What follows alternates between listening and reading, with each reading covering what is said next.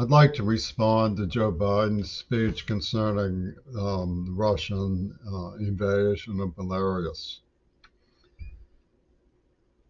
I wouldn't expect anyone not to decline my views, since a great deal has been invested in prior declining of my views.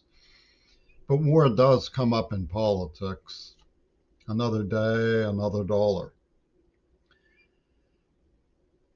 I think that Mr. Biden has made clear to Russia for the United States and NATO that we regard the occupation as a violation of international law, that we're not convinced that he is behaving rationally with rational intents.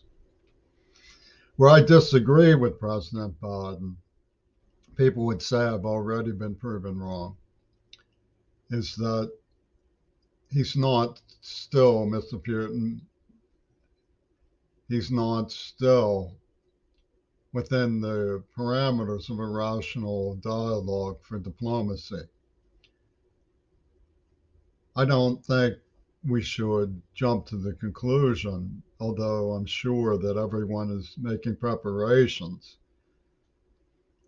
We shouldn't jump to the conclusion that, as they say in the sign language dialogue, Putin's intention is to gobble territory after territory. And the reason I say that is because there's certain differences between the areas that he's occupied and the rest of the Ukraine. The Donbass region is Russian. President Biden strategically put up a very poetic image of a kindergarten that had been shot, and fortunately everyone survived. It's a powerful metaphor for where we stand right now. Nobody in that area wants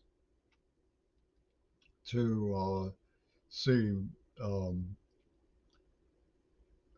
Russian invasion, the bloodshed that it would incur. They spoke of having had 6 years of peace. I've seen differences of opinion about that, and I've also seen Nazi activity on media in Portland, Oregon, and in downtown Seattle. I was shocked to see open carry on both sides. And I've heard that Nazi stormtroopers have made very vicious attacks on the Russian people of Donbass. What bothers me is that the issue is not faithfully covered. Joe Biden talks about false flags, but where among any of us can we trust the Western media on the subject? We heard to derision about weapons of mass destruction in Iraq, and instead saw shock and awe the looting and ransacking of their National Museum in an invasion that led to all sorts of accusations of atrocity by U.S. soldiers and so forth. I mean, we have to be careful when we play credible to such an extent without really addressing the fact that there still exists a reasonable cause for Russia to defend predominantly Russian people. And Putin has stated what I can see very clearly, which is that the Ukraine is the doorstep of Russia, through which they have been invaded before. Now, this is something that has to be taken seriously because the West has refused the Minsk II treaty, about which I know less than I should, but I know that Noam Chomsky was profoundly saddened by what he saw as a golden opportunity to make peace with Russia. And I know that we're entering an era of hypersonic missiles that should not be allowed to be that close. Now, obviously, Putin cannot just present the United States with a harrowing ultimatum when we don't even have a NATO alliance with the Ukraine. So we have to be careful about getting ahead of ourselves. The areas that he's occupying are Russian. However, we also remember that during the World War II, the Rhineland was used as an excuse for mobilization of Adolf Hitler's troops, who surely no one on either side of this is possibly defending. The media made a reference to what happened in Finland. The Russians were not nice guys towards Finland in World War II.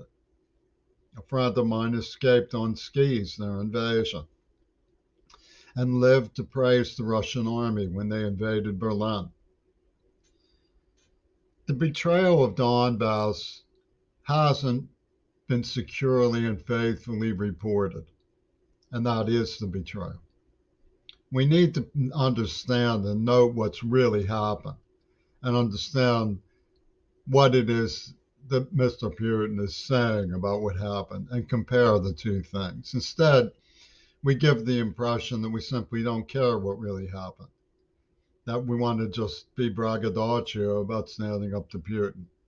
I'm an intellectual. I don't find that incredibly credible.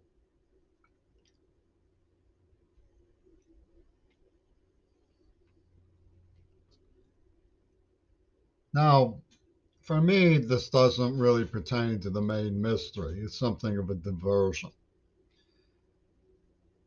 I believe that there was a council of dictators behind the COVID attack, and freedom of thought is my prerogative in the matter. I care about my peers. Like other senior citizens, I've had to adapt to social change in the United States. One of those things was after I was holocaustally mistreated as a child. I was super ingested with horrible mega doses of LSD, which left me damaged for life because they were laced with a nerve agent. I was told, who cares if this guy knows what's going on? Nobody's going to listen to him. No one's going to believe him. And these people paraded as friends and said that what was happening was enlightenment. That's what I want to talk to you about. The people in Pittsburgh have often said, Penny Crary is an example, thinks to the effect of that they trust my intelligence but not my judgment. My father once said in reading one of my hysterical letters to him, it made me want to follow the logic of what you were saying and cut you off, but I love you too much to do that. So, where I'm coming from is what's going on with the serial promotion of people who have tortured me from behind the curtain and the rendering of illicit acts to an Olympian light where the whole thing is decided in advance that you're tainted. I've been abused to the point that I'm something of a rotten egg. But what does it say that the names come down to Schwarzenegger and Wattenmaker, rotten niggers? And what it means is that they had that very thing in mind. My question is it the Olympian sport to celebrate social Darwinism to such an extent that we eliminate masses of people in the name of saving the world from ecocide because of the parameters of the superpower competition? If so, then I'm right. It's just a diversion. I hope to believe that Camille Villava wept for real and not as a double down on the whaling cafe of Yoko Ono's double cross and all this matter, but try to understand what I know and have seen. For one thing, the idea of putting Greta Thunberg, who I happen to really love, in a devastating position by murdering Circe Kennedy is written into the whole thing by these Yoko Ono people. There was a Jewish death detail from Birkenau and Treblinka who wrote a script about noble sacrifice The lopers from the Lenin Funny Farm, of whom have sought to render it sacrosanct with raving about the doors of perception, demanding it be consecrated in a whaling cafe because they too are human and dying of AIDS. The die was cast to imperil Greta and we hear from the federal system retires that it's a parochial ultimatum, a, a life and death drama over what? Over Trumpy Tunes amoral concepts about chastity being an absolute. Look, I was one of the least deserving people to have this happen to me, which is why they chose me. And I'm one of the least deserving people to be put in prison about my points of view or to be taken as a souvenir to hell, which is also why they chose me. Now, I was impacted in my self perception with the idea of a sardonic view of, oh, the innocent one, because of the way I was treated. And it was in there for a long time. So I had a lot of self questioning about my own innocence, in which they implanted the idea that I was guilty, guilty, guilty, and someday I was going to figure out why. And of course, to the Lakey Chops rabbits in Seattle, which include the Green Party and UW Dialectical and some members of the Black Panthers. This is all to the entertainment thing. They get entertainment out of it. You know, it's like the psychological warriors of the University of Pittsburgh.